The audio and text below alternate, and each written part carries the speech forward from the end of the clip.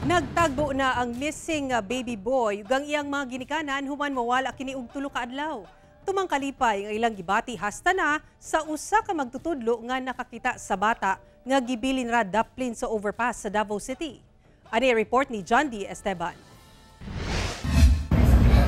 Di na halos mabutang sa inahang si Jessa, ang iyahang bagong himugsong anak. Karong nahibalik na kini kaniya ni adtong Martes sa gabii. Human mawala ni adtong Sabado. Kini human gidagit sa usa ka wa pa mailhing babae ang bata. Dihang gipakugos niya sa babae kay mopalit og tubig. Paglingi, nawagtang na. Sa tulo ka adlaw nga pagkawala sa anak, daw ni hunong ang pagtuyok sa iyang kalibutan. Iyang gisaysay, unsa kalisod malayo ang anak sa inahan. Murada jud kog buang sigig pangita ni baby kay syempre mama gud sila pag og hilak makakita ko sa iyahang mga gamit makahilak na pud ko niabot na jud sa point nga gitabang ako nila tungod sa siguro sa ka-stress na walay tarong tulog niya. Syempre, bago pagod ko ng anak. Di daw siya mahimutang sa sige ug gunahuna labi pa nga naay infeksyon sa dugo ang bata.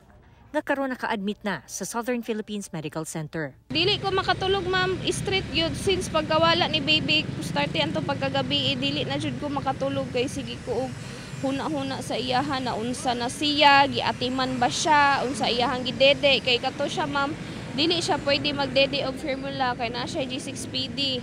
Magito akong ginakabalakan, halos taod-taod ko mo hilak ma'am kay meron ba feel na ko nga mabati pud nako ang iyang hilak ba. Si Teacher Ira ang nahimong instrumento sa reunion sa mag-inahan. Alas 9:30 Martes sa gabi dihang iyang nakaplagan ang bata dinhi daplin sa overpass sa Metro Circle sa Barangay 2A Davao City. Igo ra unta siya ug ang iyang uyab mopalit og gulay anang higayuna dihang nakita ang bata. Na hayagan po siya sa sakyanan. So nakita na ko ang tiil. So abi dyan akong dulaan sa anak ko na, hala bata man siguro ni, na anak ko niya. Giukab sa ko ang uyab kay abi na magtoy. So pag ukab niya nilihok man. Tabunan siya og kanang blue nga cloth. Tapos ang nakalabas lang siya kay ang tiil. Ilaha gilayon kining gi-report sa San Pedro Police Station. Nakahuna-huna sab sila nga basin mauna gyud tong bataa nga nag-viral online nga missing niadtong Pebrero 17. Wala pud mihilak ang bata dihang gibilin kini sa daplin.